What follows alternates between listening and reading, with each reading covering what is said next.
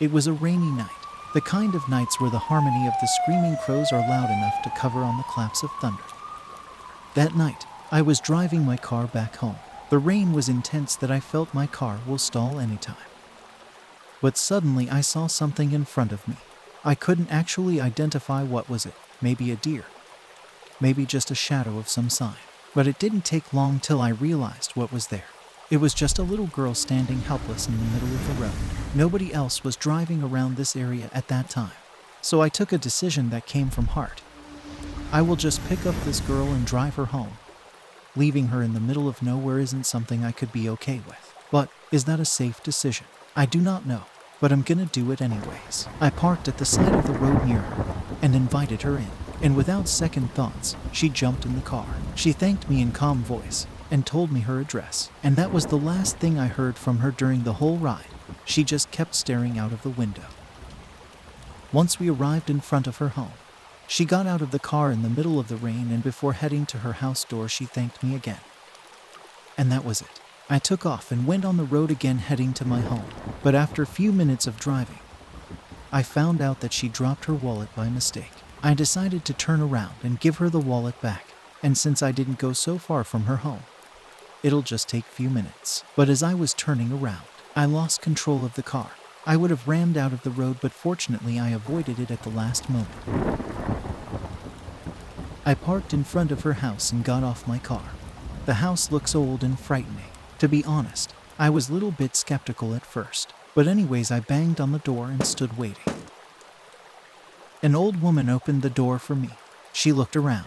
Then she looked at the wallet before she said angrily, "Can't you just leave me alone? You helped me 60 years ago, and every year you come back at the same night to handle me the wallet. It was my fault you ran into a tree and died while getting back to me. I'm sick, and my brain cannot handle seeing a dead man's soul every 12 months.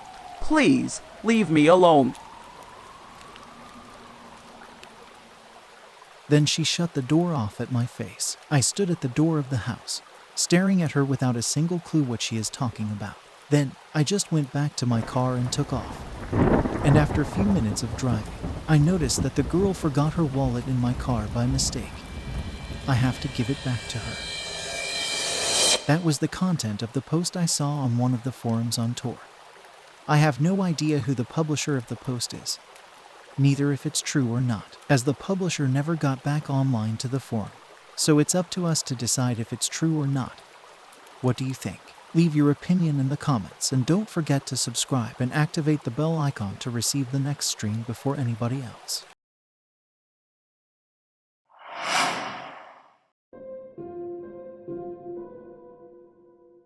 Let me start by saying, I don't like my school. Kids usually don't like school because they either hate to wake up early or just because they don't like to do their homework. But in fact, I hate school for a whole different reason. Mia and Sarah.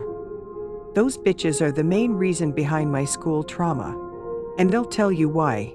I have a medical condition. Doctors call it heterochromia iridium. And if you don't know what this shitty name even means, it simply means that I have a different color for each of my eyes. Not a big deal. That's what I thought. But Mia and Sarah found my condition good enough for bullying me over it every single day. They walk and say that my mom was in a hurry to give birth to me so that she can get back to the bar. So I was born incomplete. Pretty childish, I know, but it hurts, especially when the whole town knows that my mother is a pathetic alcohol addict. And that is the same reason that made my dad divorce her while I was just 2 years old at the time. My life was all about loneliness and suffering. But with all of that, I was not mad or anything. You can say I got used to my lifestyle. Anyways, I decided to visit my therapist today. Maybe he can help me with my bullying issue. Especially that the meds he prescribed earlier were damn expensive that I never had a chance to stay on them on schedule. I told him everything about Mia and Sarah, and once I finished talking, he was extremely surprised. Especially since it was the first time he hears about them, as the last time I visited him was before school starts, so basically he never heard about them until this moment. He immediately wrote something in his notes before he looked at me and asked if I really knew Mia and Sarah. I was confused by that question. What does he mean exactly? So I said, yeah, I know them quite well. He went silent for a few seconds before writing another note which I could not see. Then he asked me another question. He asked me if I first saw them while I was on my medicine or not. I told him that, in fact, I don't quite remember the first time I saw them. He smiled and said, "I was expecting this. Keep on the medication and we will see if they are real, or they're just from your imagination as a result of not taking your meds on a regular basis."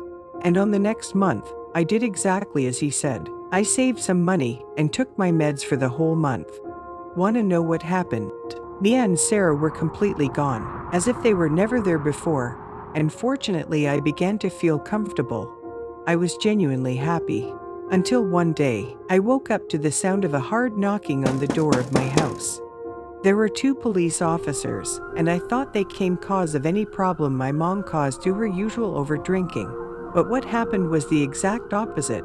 They were coming for me. They said that they found 2 dead bodies in the woods. They were of 2 girls, Mia and Sarah. Beside the bodies, they found the knife in which they were killed by. And after comparing those fingerprints on the knife to our school student records, they found out that those fingerprints were actually mine. I got arrested for the murder of Mia and Sarah. I killed them, and honestly, I don't regret it.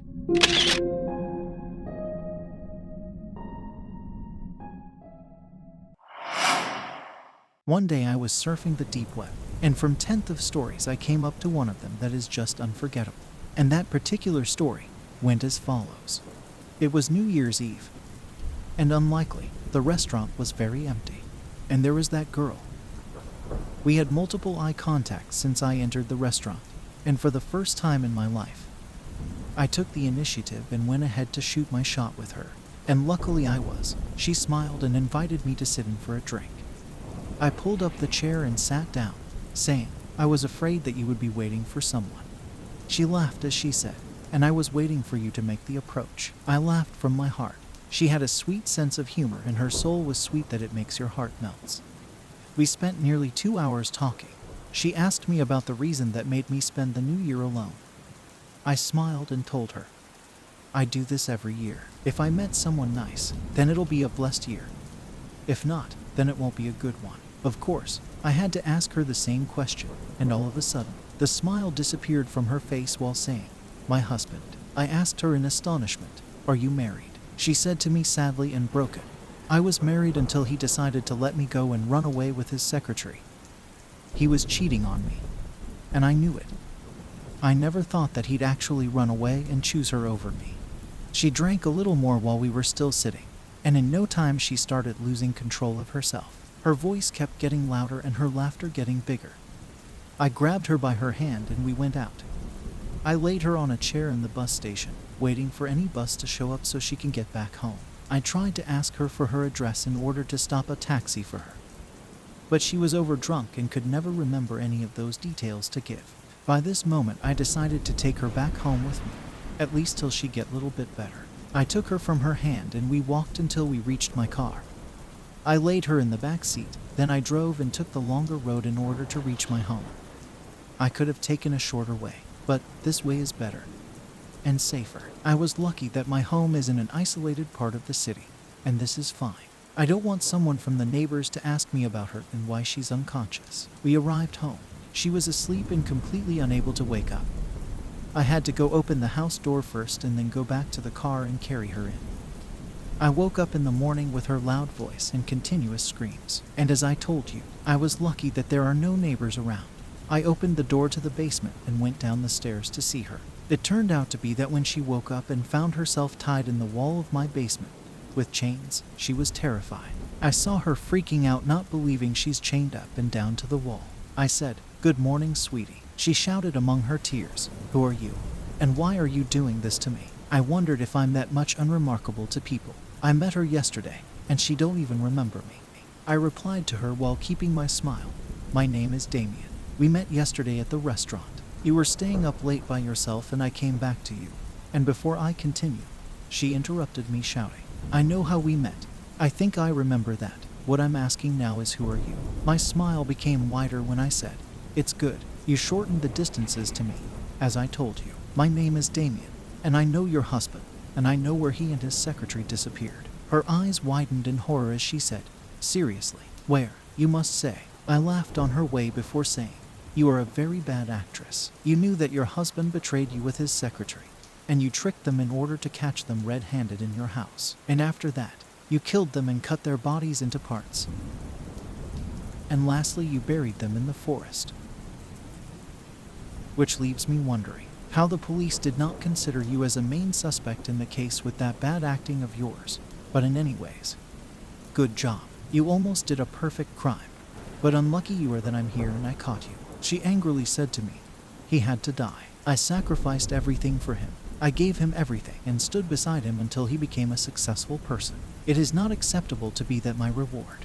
I raised my shoulders indifferently as I said, "This is not justified, even if he betrayed you. It doesn't make him deserve to be killed." She stared at me for a minute, and then asked, "Are you a relative of John? A relative of Madeline, his secretary? Who are you?" I laughed from my heart as I said, "I am neither this nor this. I'm just a journalist obsessed with solving crimes that are tying up against an unknown. A genius, and using my gift to achieve justice." She asked me in fear, "Will you hand me over to the police?" I laughed as I grabbed the knife that was on the table near me and said, "No. I am doing justice in my own way." That was the content of the post I saw on the deep web. Nobody knows who's the publisher of the post. Neither if it's true or not. The publisher never got back online to the forum.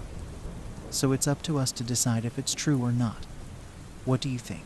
Leave your opinion in the comments, and don't forget to subscribe and activate the bell icon to receive the next stream before anybody else.